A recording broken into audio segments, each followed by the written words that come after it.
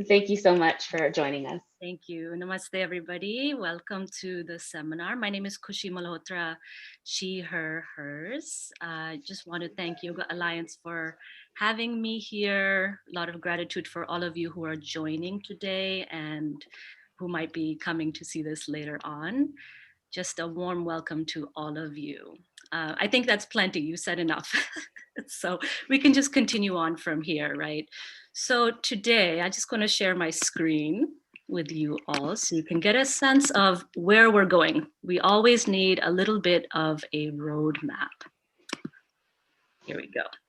So bring light to the wisdom body, right? This is exactly the essence of our 7-part series, right? So the whole idea is to imbue our mind, body, and spirit with a sense of dedication and devotion to what we call prana, or the life force, right? And there are a myriad of ways of doing that because we are so many different types of individuals, constitutions, so many histories, so many countries coming together that it's nice to have different access points. So the first access point that we go to is the Koshas, right? But before we begin, let's start with an invocation. And today I have chosen the Guru Mantra. Guru Mantra is, many of you are yoga teachers, so you know the Guru Mantra. It's a mantra that invokes the essence of creation, sustenance, and dissolution, right? And invokes the inner teacher as well as the ultimate teacher and how the two meet in space and time. So we offer everything that we learn, everything that we are mastering, everything that we share as teachers, we then offer that back to the Guru, back to that inner sense of yoga itself, the Yog Shakti, the energy of yoga. So we can begin. If you want, you can just relax your body, right? I don't know about you, but whenever I enter a Zoom room or anything, I feel a little bit tense. So just relax, close your eyes, and just begin to feel your breathing.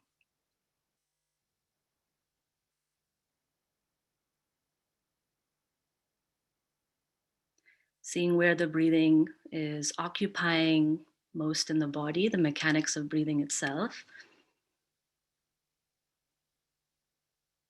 Coming into contact with that life force before even the mantra. Good. If you'd like to, if you feel comfortable, to bring your hands to Anjali Mudra at the heart, palms pressed together.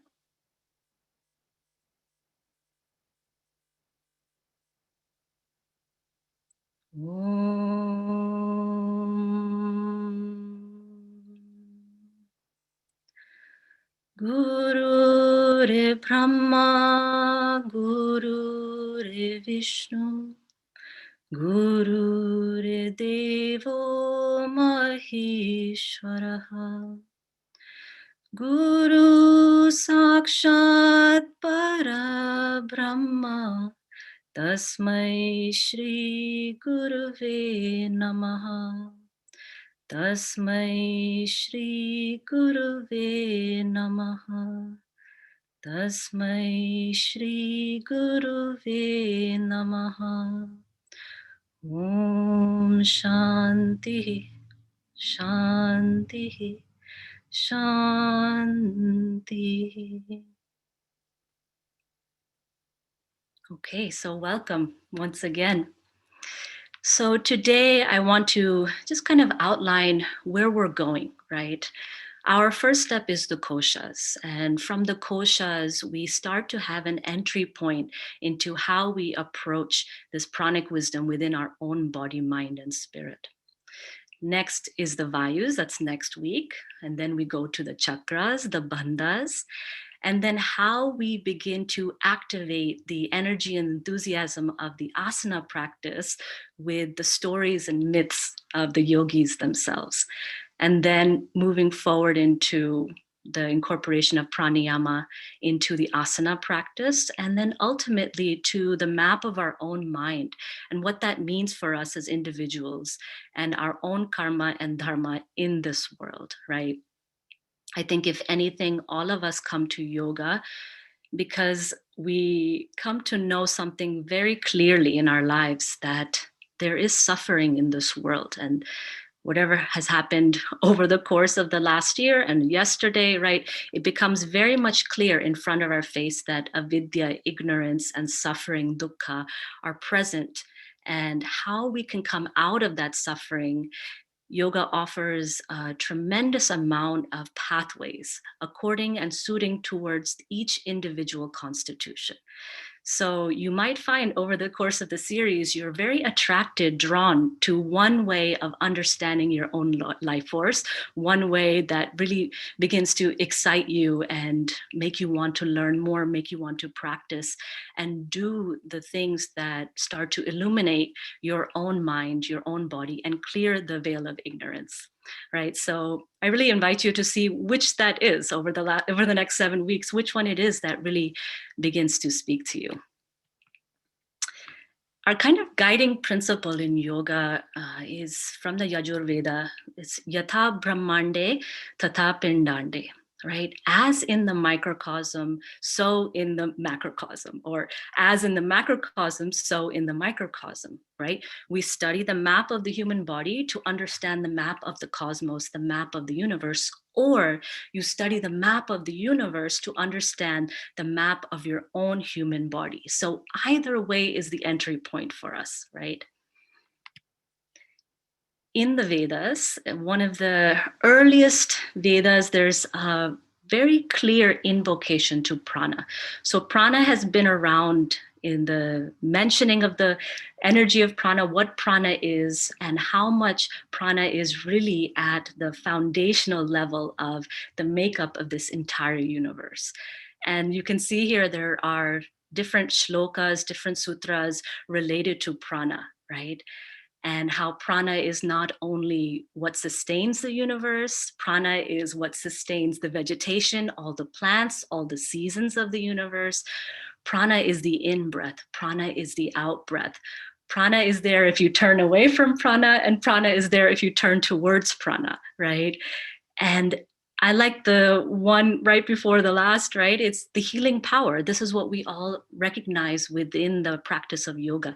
It's the healing power that begins to bring life back into the darkened corners of the mind, of the body, of the spirit, right? That sense of illumination. And what we eventually begin to understand for our own individual level as kaivalya or moksha or freedom, nirvana, nibbana, right? So we are here, we're studying together in our satsanga, this seekers of truth, to come together to not only study prana, but also to know it in an experiential way, right? So knowledge can be good, but it can also be a burden. An acquisition of information can sometimes be a burden on your own mind. But when that knowledge becomes a living experiential practice, that's when it transforms to wisdom. So really my hope for this series is that that knowledge, right, we can help it along to transform into your lived experience.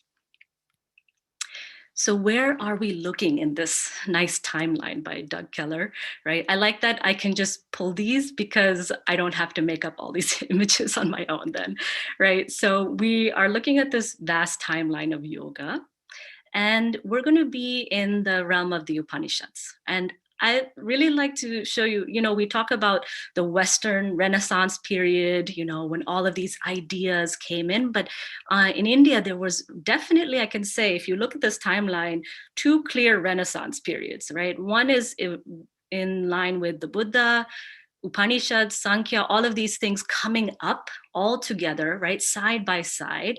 And then right around the time of the Gita, Patanjali, and the start of the Tantric period. So those are really, I can say, these two immense moments in time where there is an incredible sharing of information, an incredible learning from different traditions, right, within the subcontinent of India, and how this leads to this sense of self-inquiry. And this is very important, right? The Upanishads are really about the you can say, the mystical aspect of the Vedas. They're the latter part of the Vedas, and they're really about your own internal understanding, your own internal inquiry into your own self, which in the Upanishads, right, the word is Brahman, right? And Brahman, that sense of, you can call it, say, the creator, the universal force, similar to the same word in our Patanjali Yoga Sutras, which is Ishvara, right? So Brahman, Ishvara, this inquiry into what is Brahman, right? That is the driving force of our conversation.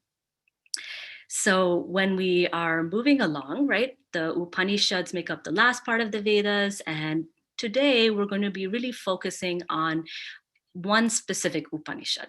And this Upanishad is the Taittiriya Upanishad. This Upanishad is responsible for the philosophy of the Koshas. So if you didn't know, maybe you studied in your yoga teacher training, of course, right? The framework of the Koshas. And if you never knew where it came from, here you go, right? The Taittiriya Upanishad is one of the oldest among the Upanishads. And it's, it comes around the 5th or 6th century BCE, right? That's where we start to see it written down. And we have the evidence for the Taittiriya Upanishad. Taittiriya comes from the word titri, which is a type of bird or a pheasant. I didn't really know what a pheasant was until I looked it up. That's a pheasant, folks. So it's really cute little bird. And, we're going to be focusing on chapter 3, which is Bhrigu's, the sage Bhrigu's inquiry into what is Brahman. But before I begin, I just want to throw out a question to you all. What are the ways in which you know about the koshas, in terms of what are the metaphors that you've heard, or what are the definitions of the koshas that you've heard? Really want to hear all the ways in which you've heard them, and maybe I can learn a few. So go ahead and write that in the chat box, please.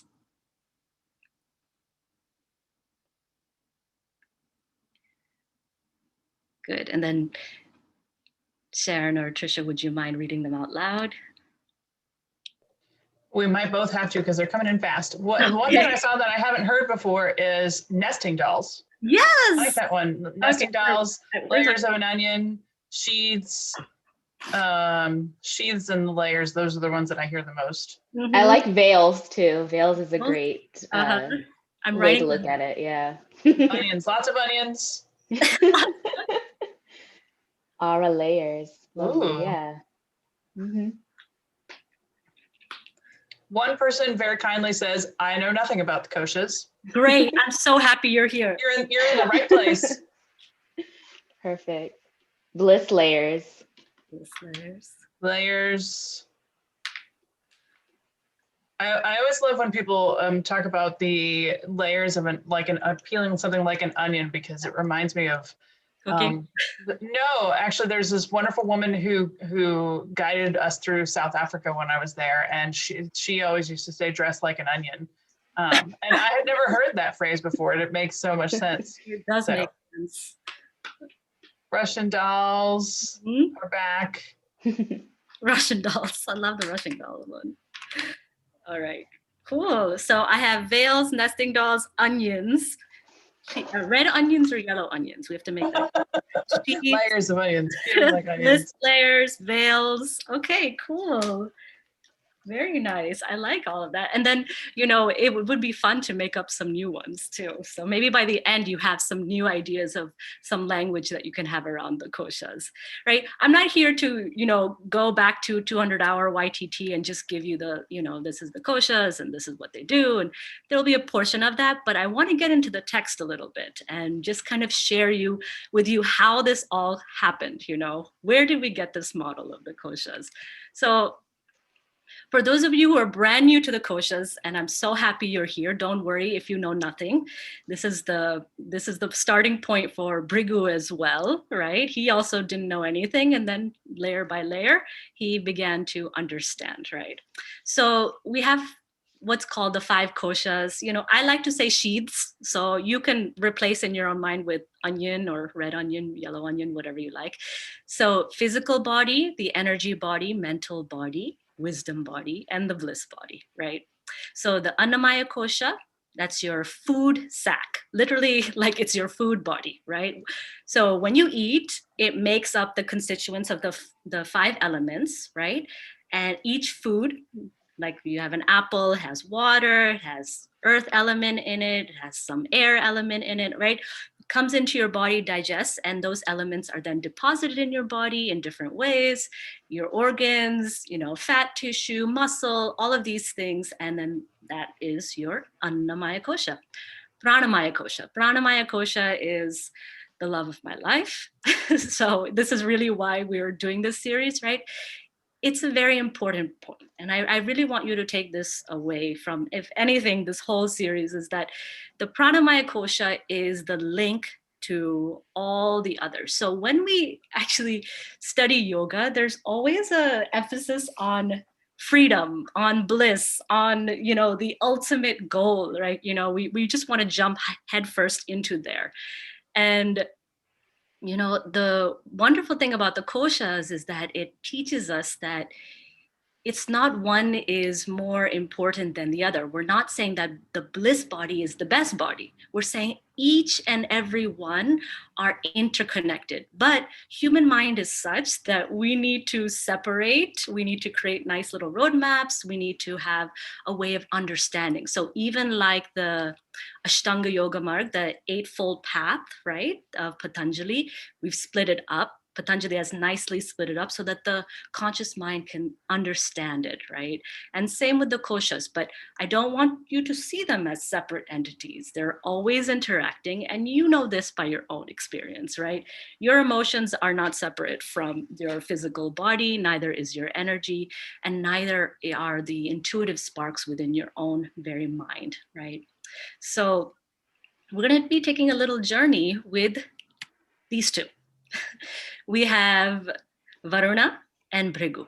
So chapter 3 of the Taittiriya Upanishad, and if you ever want to look into it, it's not an overwhelming Upanishad. It's a very short one. So it can be a nice entry point for you. And for those of you who love the koshas and subtle body, I really recommend just taking a gander, looking at it and reading it after maybe you listen to this. You can actually read the actual words, and we'll be reading some of those words together. So it's a conversation actually between guru and shishya, that's teacher and student, and father and son. Talk about a complicated relationship, right? So they're also father and son, and Bhrigu is also the student of his father, Varuna. Varuna is the deity associated with water, all things water, oceans, lakes, rivers, the rain, thunder, all these things, the rain clouds, everything. You can see this nice imagery of him. And what is he seated upon? A makaraha. So makarasana, right? Your crocodile pose. And the makaraha is the Vahana. Vahana is the vehicle of Varuna himself, right? So Varuna and Bhrigu are starting to have this conversation, right? And the conversation that they're having is related, like I said, all the conversations of the Upanishad. What is Brahman? What is this source, this creator? What is this, what is giving life to this whole universe, this whole creation? What is breathing life into everything, right? Where does this prana come from, right? So Bhrigu goes to his father, his teacher, and he asks him, "Sir, teach me Brahman." And Varuna looked at Bhrigu and he said, "Okay." And he knew that if I just tell him Brahman is da da da da da da, it's not going to penetrate. That's just knowledge. That's just acquisition of information.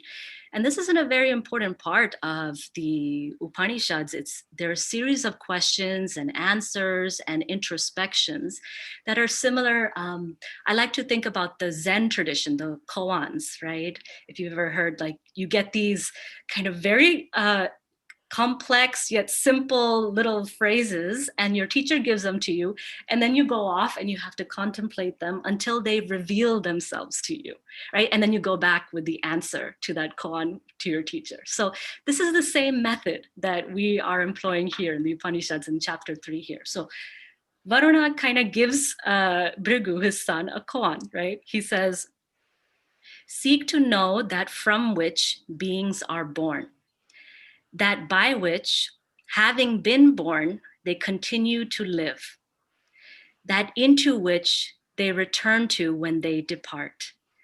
That is what you seek. That is Brahman. So if you remember the first mantra that we did, the Guru mantra, Guru Brahma, Guru Vishnu, Guru Devo, Maheshwara, the three aspects of creation itself, that which is born, that which continues to live, and that which departs, right? All of those cycles of existence, that entire cycle, life and death, and back to life again, is Brahman. But that's not the only instruction that he gives Bhrigu. And this is very important for us. He says, after that, seek to know Brahman by tapas. Tapas is the way to Brahman. So if you remember your yama and niyama, right? Tapas is a very important niyama. And it is one in which we have to make self-effort, these strong self-efforts, right? It's like a purifying fire that you can say burns away the veils of illusion, delusion, maya, moha, right? All the things that cover up our own illuminative capacity, right? And that is done by this fiery effort of tapas. It's like an alchemical process, right? Turning lead to gold, so to speak. So what did Bhrigu do? He went off into his little, maybe the forest or the cave at that point, and he calmed his breath and he contemplated what his father had said. So the answer came to him, and he kind of dwelled in the answer, which was, food is Brahman. Indeed, beings are born from food. They continue to live because of food, and they return to food when they depart. So the food body, this is where Annamaya kosha comes up, right? The food sack, the food sheath. But he wasn't satisfied because food is perishable, right? Food itself has a source as well, and food is made of plants, they grow in the earth, all of the elements are part of the food process, right? Which also descends from Brahman, but it's not completely Brahman. So he went back to his father, right? So this is now part 2. He goes back, the second layer, and he asks him again, sir, teach me Brahman. And Varuna looks at his son, says, okay, he's going deeper now. The layers of illusion, the layers of Maya, they're kind of getting, swept away, and there's an inner clarity that's coming through here. So he says, seek to know Brahman by prana. Prana is the way to Brahman. So again, Bhrigu goes, and then he gives that same instruction, seek to know also by tapas. So contemplate prana and contemplate via tapas, via your ardent effort, via your full devoted effort, right? And devotion is a very important part of the path here, right? To be devoted to your own inquiry, to your own liberation, to your own wisdom, right? So he goes and calms his mind, calms his breath again, contemplates on prana, and he says, prana is Brahman. All beings are born of prana. They live because of prana, and they return to prana when they depart. But then he's figured, well, that's true, but prana itself has no life of its own. Without something to animate, without the mind to move prana, and this maybe being a yoga teacher or being a practitioner, right? Mind and breath, your manas and prana are very deeply interconnected, right? So he wasn't completely satisfied. It was a partial truth, right? These are all partial truths. We're getting a little bit closer now. Goes back to his father. Sir, teach me about Brahman. So now, again, he does a little scan, sees his son. He's like, okay, he's getting now into the subtle body realm. So he says, seek to know Brahman by mind. Mind is the way to Brahman. And seek to know this by tapas, by your austerities, by your ardent effort. This is now the Manomaya kosha, right? So Bhrigu again calmed his mind, calmed his breath, contemplated the mind itself. And the answer again came to him. The same, you recognize the repetition here, right? Mind is Brahman. All beings are born from the mind. They continue to live because of the mind, and they go back into the mind when they depart from this world. But he wasn't satisfied. If you have contemplated your mind, if you've observed your mind in meditation, you wouldn't be satisfied with this answer too, because the mind is just like this, crazy monkey just jumping up all over the place. And one of my teachers used to say, it's not just a crazy monkey, it's just like an angry crazy monkey just hopping all over the place, right?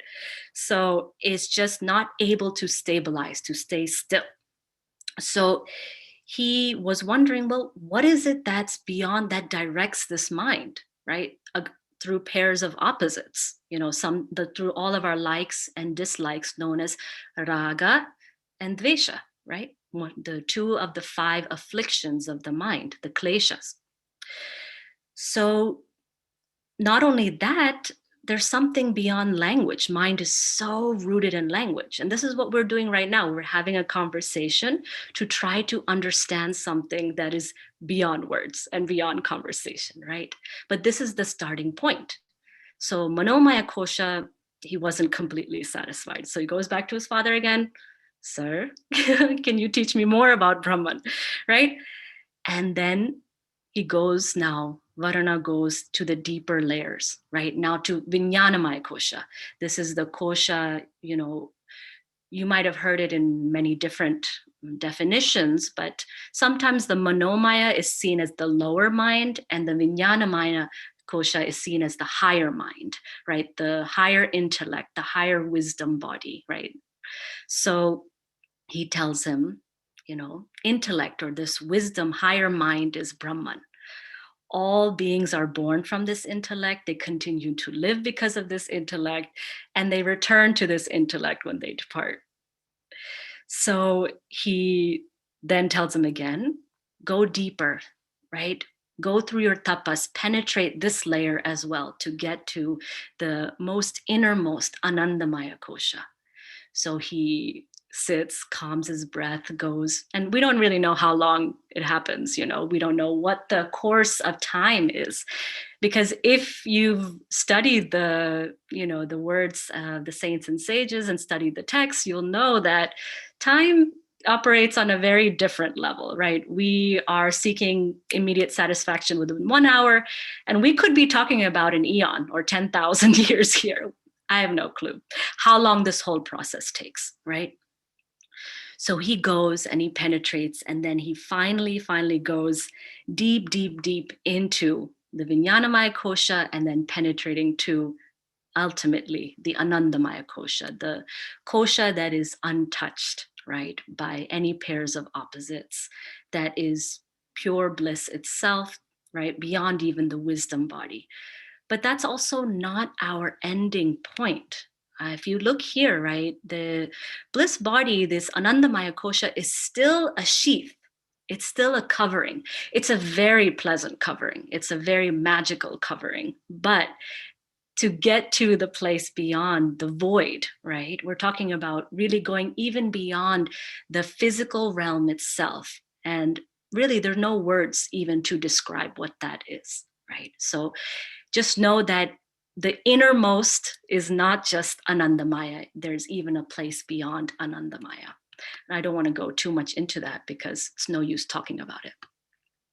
So here's Rishi Bhrigu again. And I love this image of him because, well, here he has dark hair, like, he's got his nice beard, and, he still has his nice black hair. And now I think it took him some time to contemplate all these things, right? But besides that, if you look at his heart, hridaya, right? The heart, the lotus of the heart, the lotus of enlightenment, right? The essence of the heart, essence of his own wisdom being awakened, right? And connecting from Guru Sakshat, the inner Guru, to Parabrahma, the ultimate Guru. And this is what we are trying to do. We are trying to awaken the teacher within and the cosmic teacher, and have them meet someplace within this 5 foot 6-foot body, right? It's incredible actually what this body can hold, and the capacity for both suffering, dukkha, and sukha, pleasure, and eventually whatever aspect of the meeting place of Brahman within our own body, within our own mind, right? So this layer by layer by layer, hope you're all with me. So layer by layer by layer, we're going, and eventually Brigu gets to the point where he finds himself experiencing Annamaya Kosha all the way to Anandamaya Kosha, and not as separate entities, but all together. And this is very important, from being someone who is trained in Tantra Vidya and in the more tantric, you can say, science. I like to call things science because it's a science of India, right? These are the scientific principles. The notion is that we are not trying to be liberated from this body. It's bhoga and apavarga. Bhoga is fulfillment of our senses, fulfillment in this world as we are, and apavarga, that higher spiritual fulfillment. So both going together at the same time. I feel a lot of confusion that happens is that, many people, when they start learning about yoga, they go straight for that spiritual fulfillment, straight up to the higher level chakras without the balance, the foundation, the necessary devotion to one's own body, right? And the recognition that the body layer, the Annamaya Kosha, the food sack itself, is also Brahman. So is your Pranamaya Kosha, so is your Manomaya Kosha, so is your Vijnanamaya Kosha, so is your Anandamaya Kosha. And I think this is one of the most beautiful teachings that the Koshas can bring to us, is that there's an appreciation at each and every level, right? So this is kind of a nice diagram. I like it. We're going through different, each of the koshas are located along different, you can say, the spectrum of the bodies. There's the gross body, which is the physical body, right? Annamaya kosha. The energy body, the more subtle body, which starts to include the Pranamaya kosha, Manomaya kosha, and Vijnanamaya kosha. And then ultimately what's called the causal body, right? Which is the inclusive of the Anandamaya kosha. Don't worry if you don't get this right away. I'm trying to speak to a range of people here. So if you're with me, you know where I'm going. If you're not with me, stay with the koshas and stay with the deeply foundational teachings, which are Brahman itself, okay? So, like I said, this is a nice verse from the Taittiriya Upanishad. And I like to just simply call it food is God, right? Those who are born of food. Whoever reached this earth, from then on, they subsist on food. And in the end, they go back to food. Food is the eldest amongst all living beings. That is why they call it the universal medicine. I feel this is a very important shloka, very important to really recognize that this body, made up of the 5 elements, what we place into this body, the way and nature in which we place into this body is an act of yoga, is an act of union with our pranic energy, an act of union with Brahman, whatever Brahman means to you, right? Could be God, could be creator, could be universal energy, could be nature, the forces of nature that support, protect, sustain, uplift us, right? Whatever it is.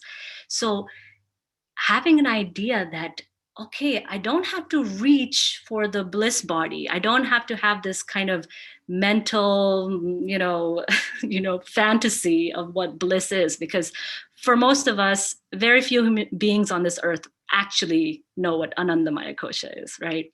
So for most of us, what we're doing is we're fantasizing. What we aren't fantasizing about, what's very real and present, is food, is anna, is the makeup and the building blocks and the constituents of our very form and body. And this is present in the Bhagavad Gita, chapter 4, verse 24. Brahmarpanam Brahmahavir Brahmagno Brahmanahutam Brahmevatena Gantavyam Brahma Karma Samadhina. So when we take in food, this is a very common prayer, in India that we do before you take in food, you say a prayer, you get into the mode of the intake, right? And this shloka just refers to that the act of offering yourself food is Brahman. The actual offering itself is Brahman, right? Who is it offered by? From Brahman to Brahman into the fire, your digestive fire of Brahman, right? So all of the things, everything is pervaded by this energy, this force of life itself, the force that animates and creates, right? So it's not that you need to do now, okay, I have to say this prayer, but in the Chandogya Upanishad, another Upanishad, it says that very simply, when you take in food, your first intake, your first bite is for prana. So when you take in your first bite, you offer it to prana. You offer it to the life force within yourself, just by your intention, by your feeling, right? By the sense of devotion. And it's really devotion that gets us to the final goal, right? Devotion is there in the beginning, in the middle, and in the end, right? It is the one of the two wings of the bird, right? If you remember from your yoga training, if you don't know, then it's abhyasa, right? Your devoted effort, your practice, and vairagya, your detachment, your surrendering of the fruits of your effort and your practice, right? So from the Annamaya kosha, this understanding that food is so important. And, in India, we have a saying that's Atiti Devo Bhava, that guest is God. And whenever a guest comes into a house, you have to give them water, you have to give them food, you have to offer something always whenever someone enters the house. And it really, I feel, ties back to this idea of this Annamaya kosha, right? This idea of offering from Brahman to Brahman. So then from the Annamaya kosha, these are kind of my own words about what these are, right? So if maybe you agree, maybe you don't agree, you have your own words, totally fine. Pranamaya kosha. For me, I see it as the ultimate bridge. It's like the rainbow path, right? Going to the yonder shore, right? And it's the lifeblood of Prakriti. Prakriti, if you know, is the, nature herself, Purusha and Prakriti. Purusha is the kind of undifferentiated consciousness, and Prakriti is everything that we see around us, nature herself, animate, right? We are, you can say, children of nature herself, right? So Pranamaya kosha is really I can say, a very accessible point for us. And we'll do a practice at the end where, every session that we have, by the way, we're going to do a practice, because I can't just do theory. We have to kind of make it a little bit practical by the end, right? So we're really going to try and access this pranamaya kosha more and more, pranic intelligence, pranic wisdom, so that that energy can start to wake up inside of us, right? To clear the ignorance of our own minds and hopefully of the world around us, because there's a lot out there. Manomaya kosha. Manomaya kosha, if you remember, is like the lower mind, right? It's driven by this push and pull, the sea of opposites, positive and negative, like and dislike. And it's governed by what's called the indriyas, or your sense doors, right? Your sense doors, very much how much you take in information, especially in the modern era. We're taking in so much information all the time, and the level of processing. So most of us are very heavily intertwined in this sea of opposites of the Manomaya kosha. And unfortunately, all of the pranic repository, you can say your pranic bank account of your life force, goes into, navigating this boat over, I like it, I don't like it, I want it, I don't want it, all of these things that push and pull you all the time. So a large part of our yoga practice is to, be in a state of acceptance, not denial of our likes and dislikes, but acceptance and equanimity, right? Developing the sense of balance of mind, how to do that, right? We can only do that if we have prana, if there is a storehouse of prana in which the mind can feel energized enough to watch itself, to observe itself. Now, you will know this when you are, you know, trying to sit in meditation or do anything and you're exhausted. That means there's low life energy in your body, right? There's a very limited chance that you'll be able to come to any great insight. So that's why I feel Pranamaya Kosha is our nice access point here. Vijnanamaya Kosha, right? Vijnanamaya Kosha, if you remember, the higher mind, the wisdom body, right? The is essence of how we move from illusion to illumination, from ignorance to bliss, right? And this is, this Pranamaya Kosha is that bridge that gets us there to bring our sense doors away from the external world and pull them back and into that Guru Sakshat, that inner teacher, right? For a lot of you, you know the word Buddhi, right? That inner wisdom, that clear reflection of your inner teacher, the sparks of insight, the sparks of creativity, the sense of feeling full and alive in the moment, right? That's really derived from the Vijnanamaya Kosha. And then this Anandamaya Kosha, right? Sat, Chit, Ananda. Sat is your sense of truth. Chit, consciousness, Ananda, bliss. Truth, consciousness, bliss, right? And the nice little quote, not little, it's quite a big quote. It's little words, but big quote, right? Is from the Taittiriya Upanishad. Anandamaya Kosha is from where words and mind turn back without reaching, right? Words cannot touch it, mind cannot touch it. There's no understanding of it on an intellectual level. It is as it is. And later on in our future sessions, we'll be going into this term, the karmashaya. Karmashaya is your storehouse of all your habit patterns. So when you are going into a deep meditation, when you are practicing Yog Nidra, when you are practicing things that begin to calm the surface layers of the mind, you begin to purify the mind. Why? Because you are purifying these deep-rooted habit patterns that start to pop up to the surface, known as your samskaras, right?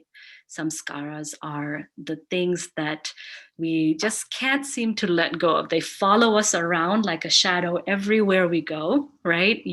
And oftentimes they surprise us. We think we're over that memory is long gone, and then you go and sit in meditation, pops up. You're in a shavasana, something else pops up, right? Because it's stored deeply. And this is really, I can say, the last session when we talk about the yogic mind, karma, and dharma, we really start to penetrate into what is this karmashaya. Okay, so I think before we do any practice, how am I in time? I'm good, I think. Before we do any practice, let's do some question and answer, because then we can have a nice, lively discussion, even though you're not talking, but maybe we can read some of these questions. So we have one person who would like to know, Nicole, I think her name is. Mm-hmm. Can you please give a definition of Brahman again? It's such a broad term, so. Oh my God, a Right. definition of Brahman. Brahman, okay. You can say is beyond time and space. That which is beyond time and space, that which is beyond pairs of opposites. So depending on your tradition, depending on your belief system, Brahman can be that which is animating this ultimate creator, this ultimate source from which everything springs forth. So that's a possible definition of Brahman. If any of you have a definition of Brahman you'd like to share, please do so. But maybe a good idea is to do the same inquiry that Brigu did, step by step, right? And then try to understand for yourself, because like I said, each of us are so different. And this is the beauty of yoga, why we are all drawn from all over the world in all times, that not just modern times, but all times across this giant timeline of human history. We're all drawn because there's a way in for each and every one of us to understand Brahman. Cool. Okay, that's a great answer. um, so John wants to know, the Manomaya kosha is where vritti exists? Yes. The monkey. The monkey, yes. Yes, it is where chitta vrittis are occurring. Yes. And the The chitta vrittis vritti, that's are the fluctuations of the mind. Yeah. Thank you, Sharon. Exactly. Great. Yeah, we've got lots of really good questions. So this is still on topic, but a little helpful to us as we go through our studies of the Upanishads. But we are wondering, do you have any recommendations for translations of the Upanishads? Upanishads, excuse me. Yeah. No problem. So the Taittiriya Upanishad, was looking at a translation by Swami Chinmayananda, Chin Maya, Maya, Chinmayananda, Nanda, Chinmayananda. And that's the Upanishad that we're studying now. Thank you, Trisha. Yeah, that's what we are studying. That would be a good one to do this Upanishad. I tend to go towards Indian authors. And so I don't want to scare you. Don't get scared, everybody. I just want to show you the thickness now. So this is it's called the Principal Upanishads by S. Radhakrishnan. And I like S. Radhakrishnan, not only because he's a scholar, but because he was the second president of India as well. So it's, it's very interesting to have a scholar and a politician writing a book. But it can be, how do I say, when we study the Upanishads and the Vedas, if you have an aversion to overly religious language, maybe you should stay away from this one. A more modern text and translation, I wouldn't know, but if you contact me on my Instagram at Khush, you can, any questions I don't answer now, just contact me there and I'll point you in the direction after I do a little bit of research, please. Thank you so much. And that's really helpful because there's so many different translations of all the sacred texts. So it's really helpful to find the ones that will allow us to absorb the lessons and all of the information much easier. Yeah, and you have to find the person who speaks to you. I mean, your mind understands things in certain ways. And, this might be like the best thing you've ever read, or it might be the worst thing you've ever read, depending on whether you connect with the author or not. Wonderful. Yes, awesome. And I'll look for just one more question here. Danielle would like to know, how do we get rid of those unresolved feelings or memories that pop up during our meditation? Yeah, this is a wonderful question. Actually, they're all wonderful, but I think this is the key, right? We don't get rid of them. We don't get rid of them. We are there to be present to whatever arises in the moment, right? And I think it's very, very, very important to make this distinction right here and right now for all yoga teachers and practitioners, yoga abhyasis who are with us, that we are not trying to get rid of anything. We are actually trying to calm the mind, right? The chitta vrittis at the surface level of the mind that are distracted by your senses all the time, that calms down, especially when we close our eyes.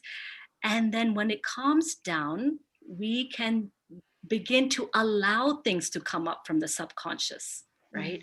It's actually part of the process of the purification of the mind. So we'll talk more about this later, but to kind of lay the field of the mind out for you, initially it starts with stress relief, right? That's the first layer that kind of, a lot of us are drawn to. We want to get relief from, various symptomology of stress response and discomfort, either in our physical body or mental body or emotional body. As we move deeper, as we begin to practice continuously, and who was it that asked the question? Danielle. Danielle, yeah. So Danielle, so as we move deeper, Danielle, we begin to understand that our healing process is happening during that time. So through meditation, through pranayama, through yoga nidra, the higher upper limbs that we're going to be moving towards, right? My whole goal in this series is to take us out of asana, and just kind of bring it into the higher limbs and then integrate back into asana, right? Back into the physical. So, a teacher of mine used to always say, if the asana and the pranayama are not working, maybe we need to look at our ethical framework, the yama and the niyama, whatever your moral compass is, right? There might be some leaky holes there. And that's an important place that I feel we don't really look at, because we want to go into the physical practice or straight to bliss, straight to Brahman, highway to Brahman, right? We want to get on the Autobahn right there. But instead, go back and look at your ethics, whatever ethics you do follow, and see if they are firm, right? And that might help you to understand whatever is happening. So from that point, healing, we move to purification of the mind. So in purification of the mind, we're not getting rid of anything. We've developed enough prana shakti. We've developed enough power and energy to view the storms as they arise. They don't take us on a ride. Instead, we're with our breath, we're with the awareness aspect of our mind to let things arise. They do their crazy little dance and then they dissipate on their own. So that's really, I can say, an answer to your question, Danielle. Oh, yeah, that's an amazing approach too, because I think a lot of times we're taught like the limbs of yoga as these levels, but really they're limbs. You need them all, and they all need to be functioning and protected and all of those things. So yeah, I really love that approach. Did you want to answer one more question, or Yes, would you let's like go to one move more on question now? before we practice. Okay, perfect. That's not a really good one here. This is more reiterating what you said. Mary said, so the Brahman for food would be food that we feed our bodies, food that we feed our mind, and food that we feed our spirit as well. Yes, Brahman actually yes, I can say if you're looking at the whole kosha model, yes. If you're looking just at Annamaya kosha, it's the physical food, right? So how you cook, how you eat, how you digest, right? So a lot of us eat while on devices and all of these things. And even if that's true, that might be true. I'm not telling you to change that, although that would be nice. But the first intake. So can it be for prana? Can it not just be like, oh, can it just be that first bite? You just remember prana, right? And another thing I like to do is whenever I have a place that I'm situated in, this idea of food is Brahman, I like to feed other creatures before I feed myself. So they're not here right now, but I have these huge black squirrels and they're always zipping around back here. But they come, and before I have taken my breakfast in the morning, I put some seeds out for them first as a way of Brahman offering Brahman. Wonderful, yeah. And then we had just one question. I think Maru would like just a little bit more description about what Andrea is, or Andreas. Indriyas. Indriyas, Yes, yeah. Indriyas are your sense doors. So we know them like eyes, ear, head, shoulders, knees, and toes. No, eyes, ears, nose, mouth, hands, right? Those are your Indriyas. That's how you take in information through sight, sound, smell, taste, and touch, right? So that indriya, the indriyas are really what governs so much of your mind, the information that you take in through your mind. And you know that, especially when you're reading something, you're looking, you're absorbing through sight, etc. Wonderful. Okay, yeah, just lots of gratitude for your approach and your style of teaching. We even have someone who joined you in her 300-hour YTT recently. Her name is Rodella. She said she's so delighted to see you again. So yeah, Shall we practice? yeah, absolutely. Right, Atha is an important word. It's the first word in the Yoga Sutras, and it's the first word of the podcast. Also, Atha is like now. We practice, so every moment is Atha. Every moment is a reset, a restart, right? So before we start the official practice, and we're going to do a little bit of pranayama, and hold on, I just want to share my screen so you know what we're doing today.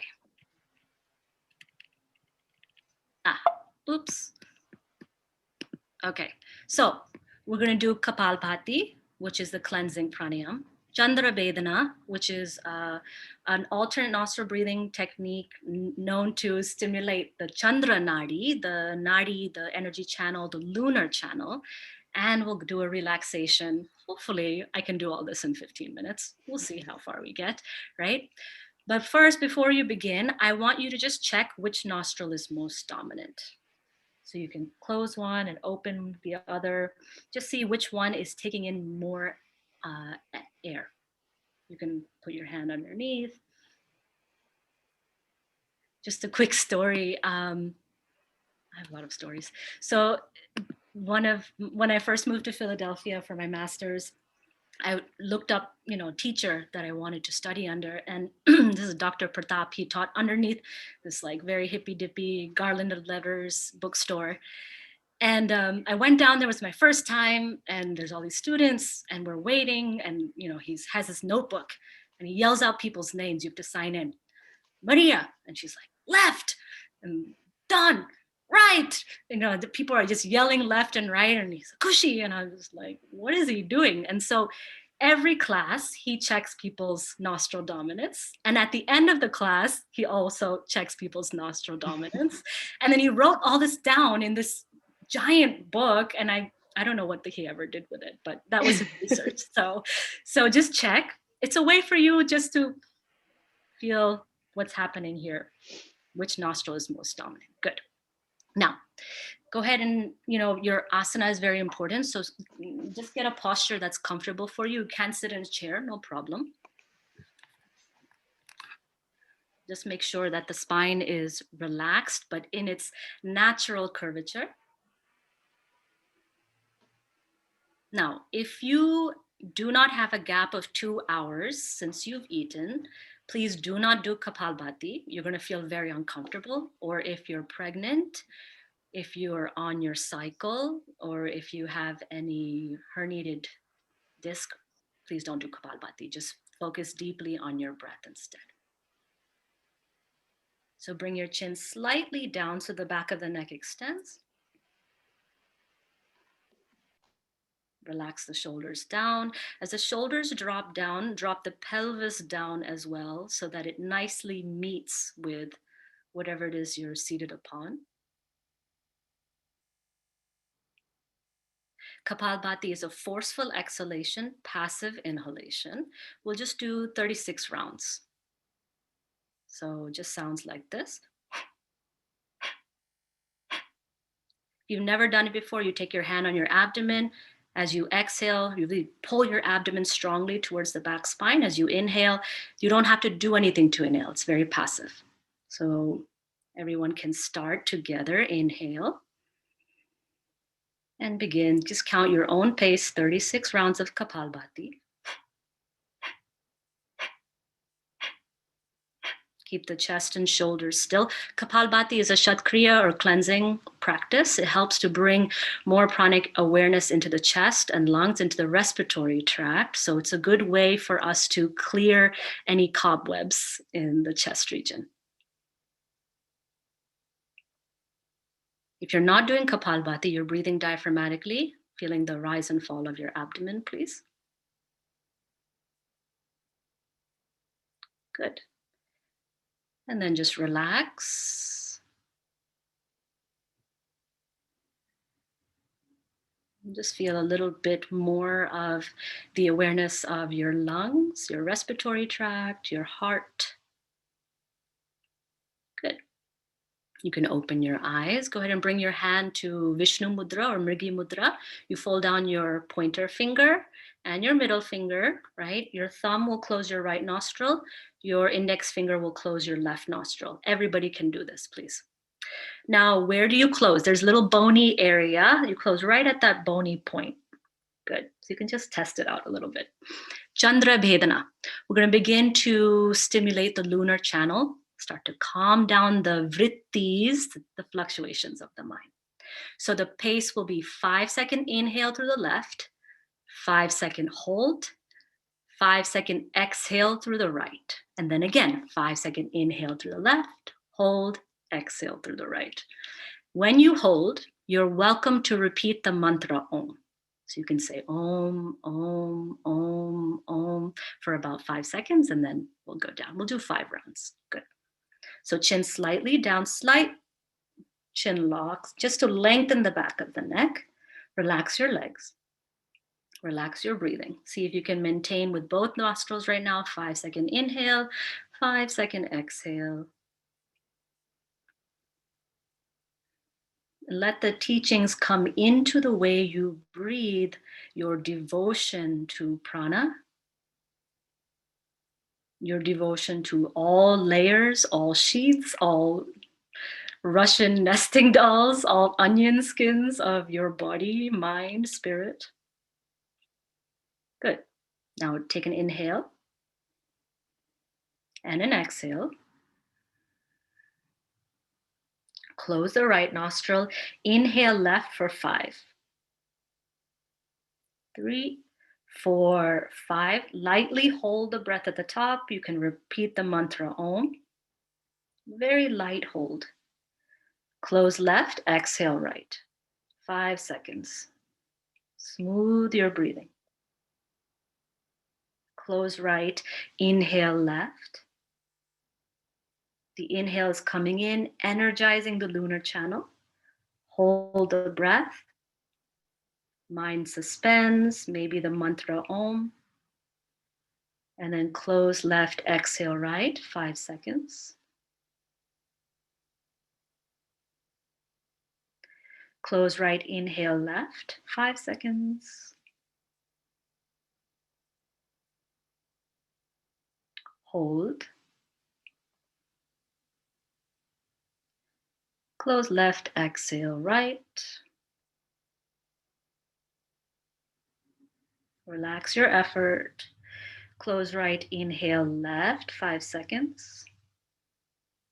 Be with the life force itself coming into your body. Hold the breath, sustenance, holding. And then close left, exhale right. Good. Relax your hand down. Keep the eyes closed, just breathing in and out. You can stay seated upright, or if you'd like to now, just lie down on the ground, please. Taking a position of shavasana, as you wish.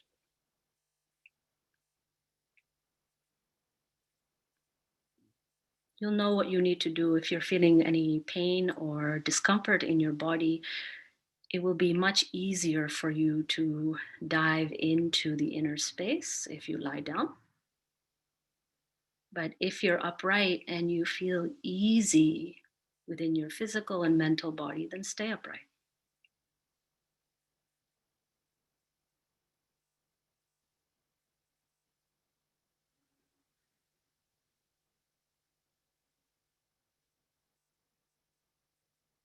From wherever you are, in whichever asana,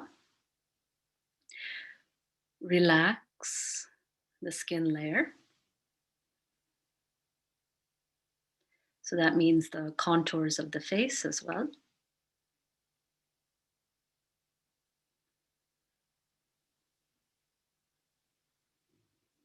And from the skin moving in, relaxing into the musculature, the bones, and especially into the internal organs. Just feel everything laying in their own very nice nest or bed.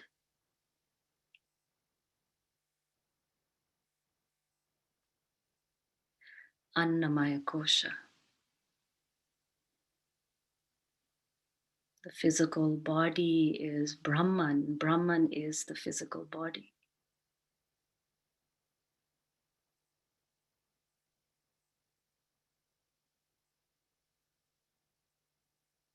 As you breathe, just feel all aspects of your physicality here. Maybe your tummy is gurgling, maybe you're feeling heat or perspiration, whatever you're feeling in your body, the extremities are cold, whatever it is that you feel, be with the sensations present. And each thing that presents itself to you is Brahman, is this indication of the nameless reality, the source.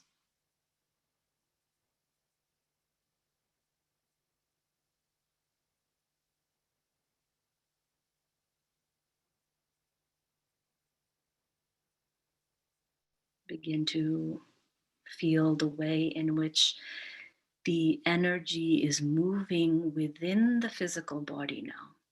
Can feel like sensations, like, winds moving in different directions.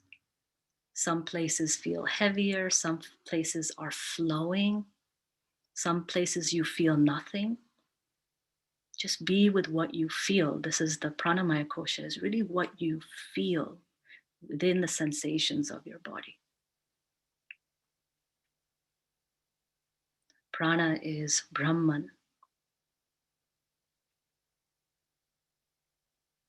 Staying with that deep contemplation.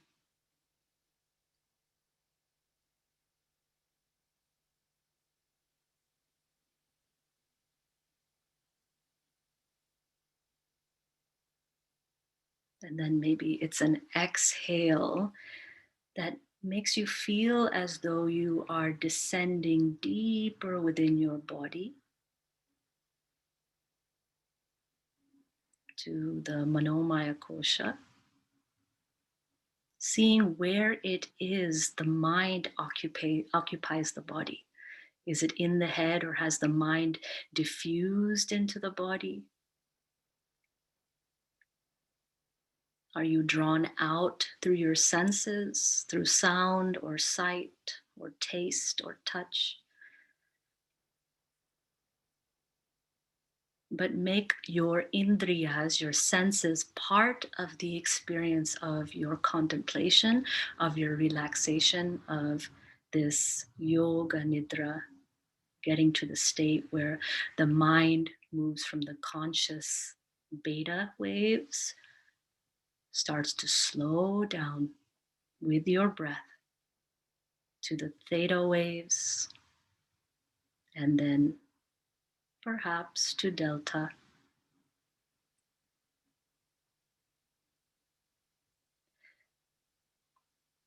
Don't force or make yourself feel what's not there or what you expect to feel.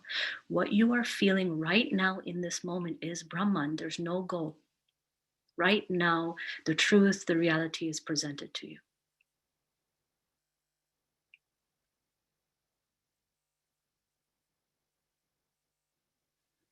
And then seeing if you can relax your effort even deeper. Now, collecting your mind, your consciousness in the heart center, Anahata Chakra.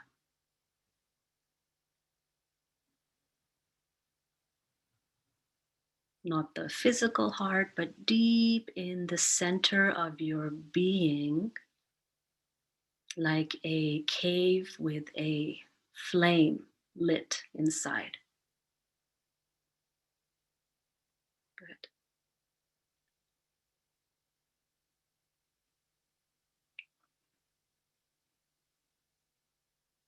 This wisdom is Brahman.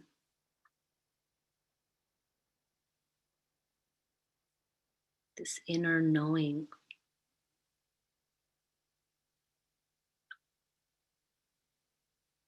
The sense that comes beyond the indriyas, the five sense doors.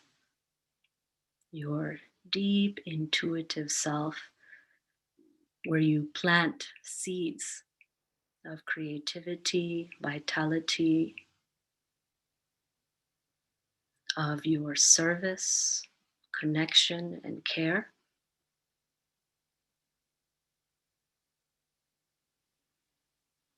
And then just let go of all aspects of contemplation and just let yourself lay in this sea of your body.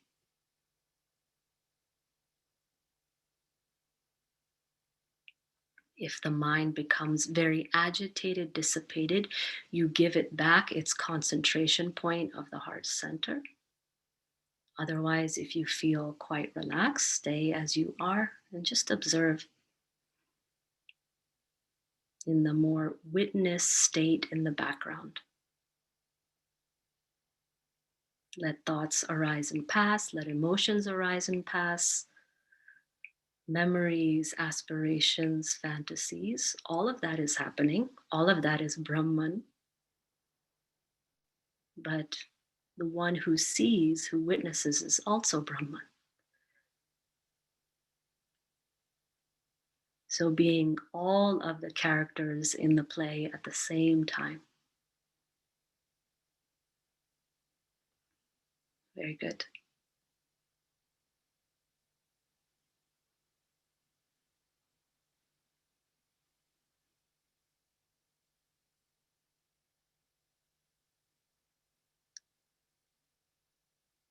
Slowly begin to deepen your breath now. Wake up, wake up, wake up. Waking up the physical body, mind still alert and present. Wake up, wake up, wake up. As you breathe deeper, you feel more, again, the physicality, the moving of your fingers and toes. You can stretch your arms up overhead. If you're laying down, bring your legs together. Even if you're sitting upright, nice big stretch. Get back to this Annamaya kosha. Good. And then if you're laying down, you can roll up to sit or roll to the side and then come up to sit. Once you've seated, just find the eyes closed again, please.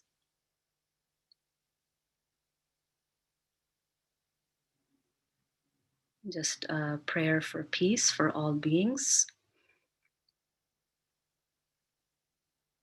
May ignorance subside and the feelings of anger, hatred, and enmity begin to dissolve.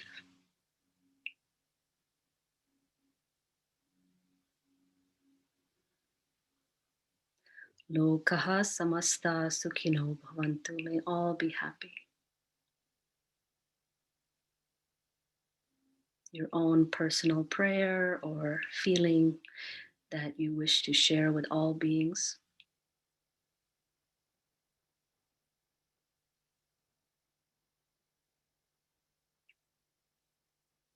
And at the very end of our practice, whatever we have gained, understood, we give it back to Brahman. Idam na mama, this is not mine. So just feel yourself surrendering the fruits of your own knowledge, of your own understanding back to the universe, back to nature. So that we aren't attached to any goal in yoga. Good. When you're ready, please open your eyes. Very good. Thank you all. Really appreciate your attention, care, and see you next week, maybe. Thank you so much, Kushi. Thank you so, so much. I just want to let all who are in attendance know that this is definitely worth your CE credits, and it would fall under either the techniques training and practice or even yoga humanities. So when you are open to reporting that information, just keep that in mind. Again, thanks for joining us, and we'll see you next week. See you for the values. Bye.